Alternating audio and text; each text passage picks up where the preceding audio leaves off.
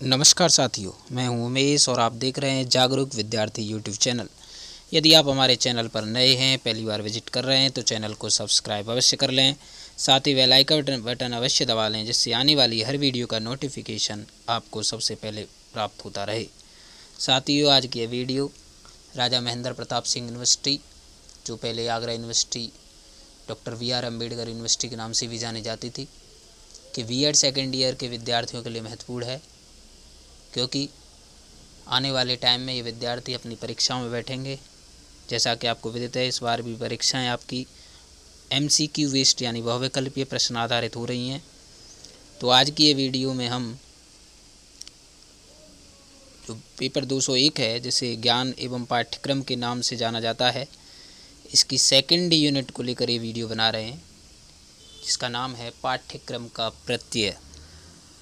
तो इस वीडियो में हम इस यूनिट से महत्वपूर्ण MCQ क्वेश्चंस के बारे में चर्चा करेंगे।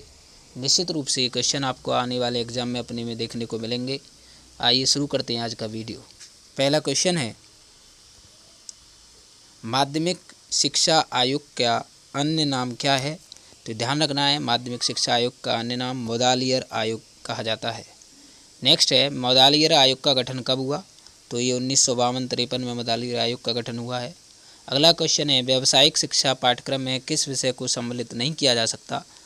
तो व्यावसायिक शिक्षा पाठ्यक्रम में आपका कंप्यूटर, हार्डवेयर, सॉफ्टवेयर कार्यक्रम को सम्मिलित किया जाएगा। इलेक्ट्रॉनिक इंजीनियरिंग, सिविल इंजीनियरिंग, ये सभी पाठ्यक्रम तो सम्मिलित किए जाते हैं, लेकिन नैतिक एवं आध्यात्मिक शिक्षा संबंधी कार्यक्रम सम्मिलित नहीं किया जाता। तो ऑप्शन डी ठीक हो जाएगा।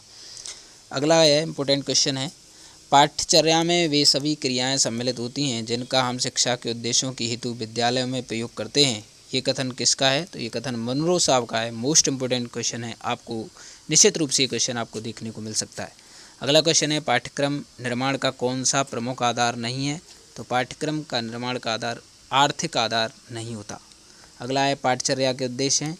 तो पाठ्यचर्या का उद्देश्य बालकों का सर्वांगीण विकास करना, नैतिक चरित्र का विकास करना, मानसिक शक्तियों का विकास करना। ऑप्शन डी ठीक हो जाएगा। पाठ्यचर्या चयन तथा निर्माण हेतु मापदंड हैं। तो ये इसका जो राइट आंसर होगा वो उद्देश्यों के आधार पर। अगला है, D.K. व्हीलर के अनुसार पाठ्यचर्या निर्माण प्रक्रिया को कितने चरणों में बांटा जा सकता है? तो D.K. व्हीलर साहब ने पाठ्यचर्या निर्माण प्रक्रिया को 5 चरणों में बांटा है। अगला है, पाठ्यक्रम का कौन सा प्रकार गांधी जी की बुनियादी शिक्षा की कल्पना पर आधारित है? तो ये है आपका शिल्प कला केंद्रित पाठ्यक्रम। मोस्ट इम्पोर्टेंट क्वेश्चन है, निश्चित रूप से आपको अपने एग्जाम में देखने को मिल सकता है। अगला क्वेश्चन है, शिक्षक यानी कलाकार के हाथों में यह पाठ्यचर्या एक साधन है जिससे वह पदार्थ यानी शिक्षार्थी को अपने आदर्श उद्देश्य के अनुसार अपने स्टूडियो यानी स्कूल में ढाल सके। ये कथन किसका है? तो ये कनिंघम साहब का कथन है। इम्पोर्टेंट कथन है, निश्चित रूप से आपको अपने पेपर में पूछा जा सकता है। आइए अगले क्वेश्चन की चर्चा करें। अगला क्वेश्चन है, पाठ्यक्रम पुस्तक केंद्रित पाठ्यचर्या का अन्य नाम क्या है? तो यह है विषय केंद्रित पाठ्यचर्या। अगला है, क्यूरेरे शब्द का अर्थ है। तो क्यूरेरे शब्द का अर्थ होता है दौड़ का मैदान। नेक्स्ट है, वैज्ञानिक विधि के तत्व हैं। तो वैज्ञानिक विधि के 5 तत्व होते हैं। अगला है, रॉस के अनुसार पाठ्यक्रम के अंतर्गत क्रियाओं का उल्लेख किया गया है। तो 2 क्रियाओं का उल्लेख किया गया है। नेक्स्ट है, बौद्ध काल में शिक्षा का उद्देश्य क्या था? तो चरित्र निर्माण, जीवन हेतु तैयार करना, व्यक्तित्व का विकास। उपयुक्त सभी, तो उपयुक्त सभी ऑप्शन डी ठीक हो जाएगा। नेक्स्ट है, ज्ञान प्राप्ति के स्रोत हैं। तो 2 स्रोत बताए गए हैं ज्ञान प्राप्ति के। नेक्स्ट है, ब्रूनर के अनुसार अधिगम के प्रकार हैं। तो क्रियात्मक, प्रतीकात्मक, प्रतीकात्मक, प्रतिमात्मक, ये 3 आपको अधिगम के प्रकार ब्रूनर साहब ने बताए हैं। नेक्स्ट है, प्रकृतिवादी पाठ्यक्रम में किस विद्वान ने समर्थन किया है? तो ये रूसो साहब ने इसका समर्थन किया। ऑप्शन ए ठीक हो जाएगा। नेक्स्ट है, विषय आधारित पाठ्यक्रम के अंतर्गत किस प्रकार के विकास के प्रति सजग होता है? तो इसका होगा नियमों के, ज्ञान के, सिद्धांतों के, इन सभी के प्रति सजग रहना पड़ता है। ऑप्शन डी ठीक हो जाएगा। अगला है, पाठ्यक्रम के सामाजिक आधार में किन विषयों को स्थान दिया जाता है? तो भाषा, साहित्य, इतिहास, नीति शास्त्र, सभी को स्थान दिया जाता है। ऑप्शन डी ठीक हो जाएगा। नेक्स्ट है, आदर्शवादी पाठ्यक्रम के मुख्य प्रतिनिधि कौन से हैं?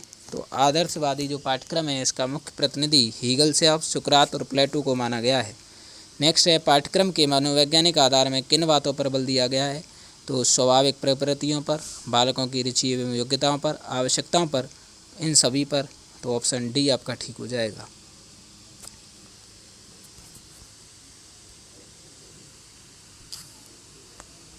नेक्स्ट क्वेश्चन है, अगला जो क्वेश्चन है वो है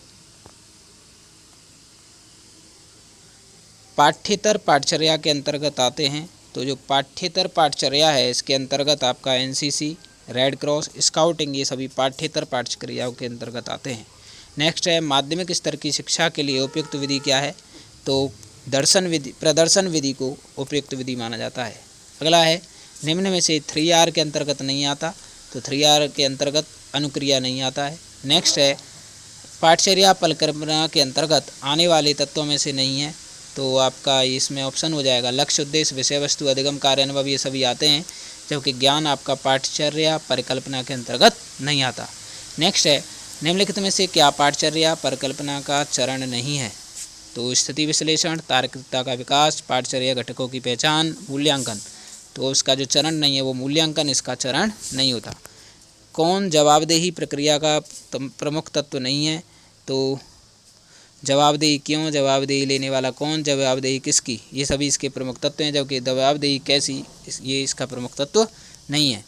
नेक्स्ट क्वेश्चन है निम्न में से कौन सा पाठ्यक्रम का आधार नहीं है? तो धर्म ग्रंथों पर आधारित, ऑप्शन ए ठीक हो जाएगा। निम्नलिखित में से किस सामाजिक कारक की भूमिका पाठ्यक्रम में नहीं होती? तो शिक्षक की जाति, ये ऑप्शन डी ठीक हो जाएगा। नेक्स्ट है विद्यार्थी, निम्नलिखित में से कौन शिक्षण प्रक्रिया का भाग है? शिक्षण, विद्यार्थी, पाठ्यक्रम, उपयुक्त सभी। आदर्शवादी शिक्षा का उद्देश्य क्या होता है? तो सर्वांगीण विकास, सौंदर्यानुभूति, आत्मानुभूति, ऑप्शन डी ठीक हो जाएगा। प्रकृतिवाद के अनुसार पाठचर्या आधारित होती है, तो बालक की शैक्षिक समस्याएं क्या हैं, उनकी व्यक्तिगत विभिन्नताएं क्या हैं और प्राकृतिक क्रियाएं क्या हैं, इन सभी पर आपकी प्रकृतिवाद के अनुसार पाठचर्या आधारित होती है। अगला क्वेश्चन है,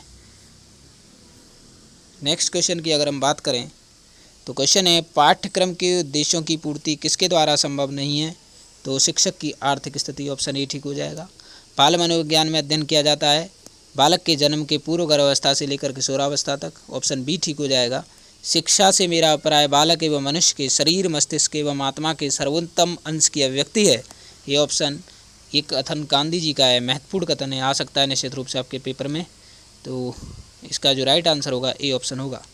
नेक्स्ट है निम्नलिखित में से कौन सा स्रोत पाठ्यक्रम निर्माण का स्रोत नहीं है? तो नेता इसका स्रोत नहीं है। नेक्स्ट है शिक्षा मनोविज्ञान उपयोगी है, तो समय सारणी, शिक्षण विधि, परीक्षा प्रश्न पत्र निर्माण, ये सभी में इम्पोर्टेंट रोल होता है शिक्षा मनोविज्ञान का। नेक्स्ट है किस दार्शनिक आधार पर निर्मित पाठ्यक्रम छात्र केंद्रित होता है? तो प्रकृतिवाद पर आधारित पाठ्यक्रम छात्र केंद्रित होता है। पाठ्यक्रम कैसा होना चाहिए? तो ऑप्शन आंसर होगा छात्र केंद्रित। किस विद्वान ने मनुष्य की अंतर्निहित पूर्णता की अभिव्यक्ति को ही शिक्षा माना है? तो विवेकानंद जी ने मनुष्य की जो अंतर्निहित है उसकी पूर्णता की अभिव्यक्ति को ही क्या माना है? शिक्षा माना है। पाठ्यक से आगामी क्रियाओं के संगठन का सिद्धांत नहीं है। अध्यापकों की रुचि का कोई ध्यान नहीं होना, ऑप्शन ए ठीक हो जाएगा। पाठ्यक्रम का विकास का आयाम क्या है? तो अनुभव, पाठ्यवस्तु, अनुदेशन, आयाम, उपयुक्त सभी। किसी बाल मनोविज्ञान के अंतर्गत शामिल नहीं किया जा सकता? तो शिक्षा दर्शन को बाल मनोविज्ञान के अंतर्गत शामिल नहीं किया जा सकता। नेक्स्ट है पाठ्यक्रम के मुख्य लक्ष्य क्या हैं? तो शैक्षिक प्रक्रिया का स्वरूप निर्धारित करना, बालकों की क्षमता एवं रुचियों का विकास करना, बालकों के विचारों का विकास करना, उपयुक्त सभी, तो ऑप्शन डी ठीक हो जाएगा। नेक्स्ट है बाल आधारित पाठ्यक्रम छात्रों को किस प्रकार का ज्ञान प्रदान करता है? तो जीवन मूल्यों का। नेक्स्ट है पाठ्यक्रम संग्रह है, तो विद्यालय विषयों का, अधिगम अनुभवों का, अधिगम क्रियाओं का, इन सभी का ऑप्शन डी ठीक हो जाएगा। निम्नलिखित में से कौन सा पाठ्यक्रम का स्रोत नहीं है? तो नेता, ए ऑप्शन ठीक होगा। पाठ्यक्रम पर कल्पना किससे संबंधित होती है? तो लक्ष्य, उद्देश्य, विषय वस्तु, अधिगम अनुभव, ऑप्शन डी ठीक हो जाएगा। कौन पाठ्यक्रम का आधार नहीं है? धर्म ग्रंथों पर आधारित नहीं होता पाठ्यक्रम। किस सामाजिक कार्यक्रम की भूमिका पाठ्यक्रम में नहीं होती? शिक्षक की जाति, रिपीटेड क्वेश्चन हो रहे हैं। पाठचर्या को मानव जाति के संपूर्ण ज्ञान तथा अनुभवों का सार समझना चाहिए, ये कथन फ्रॉवेल साहब का है। पाठचर्या में वे सभी क्रियाएं आती हैं जो स्कूल के विद्यार्थियों को दी जाती हैं, हेनरी साहब ने कथन कहा, इंपोर्टेंट कथन है। नेक्स्ट है पाठचर्या की विशेषता है, पाठचर्या राष्ट्रीय शिक्षा नीति का व्यापक स्वरूप है, अध्ययन के प्रत्येक पक्ष को प्रस्तुत करता है, देश की आत्मा का प्रतिनिधित्व करती है, उपयुक्त सभी, तो ऑप्शन डी ठीक हो जाएगा। नेक्स्ट है दर्शन ज्ञान का विषय है, ये कथन किसका है? तो दर्शन ज्ञान का विषय है, ये कथन है आपका फिक्टे साहब का।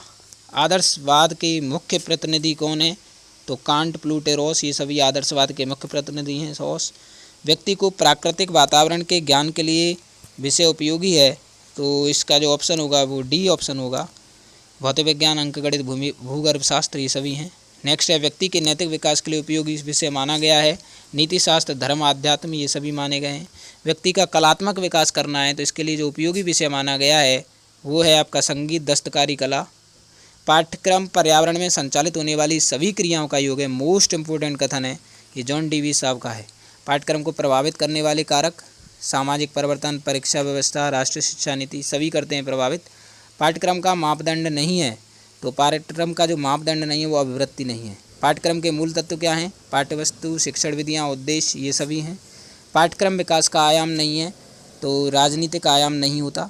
शिक्षा में मूल समस्या पाठ्यक्रम की है, इम्पोर्टेंट कथन है, मोस्ट इम्पोर्टेंट कथन है, आ सकता है पेपर में। फ्रोबेल साहब ने कहा है।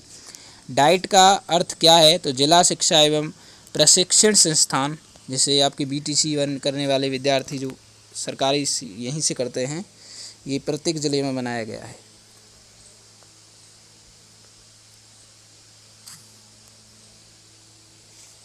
नेक्स्ट है शिक्षक शिक्षा के पाठ्यक्रम को कितने भागों में विभाजित किया गया है? तो शिक्षक शिक्षा का जो पाठ्यक्रम है उसे 3 भागों में विभाजित किया गया है। एक इकाई में होते हैं 4 पाठ होते हैं। पाठ्यक्रम विकास के लिए आवश्यकता होती है, तो पाठ्यक्रम विकास के लिए ज्ञान की आवश्यकता होती है, ये आपको ध्यान रखना है। नेक्स्ट क्वेश्चन है, लास्ट क्वेश्चन है इस वीडियो का, इस यूनिट का भी लास्ट क्वेश्चन है ये। Student activities in secondary school के जो लेखक हैं वो किसे माना गया है?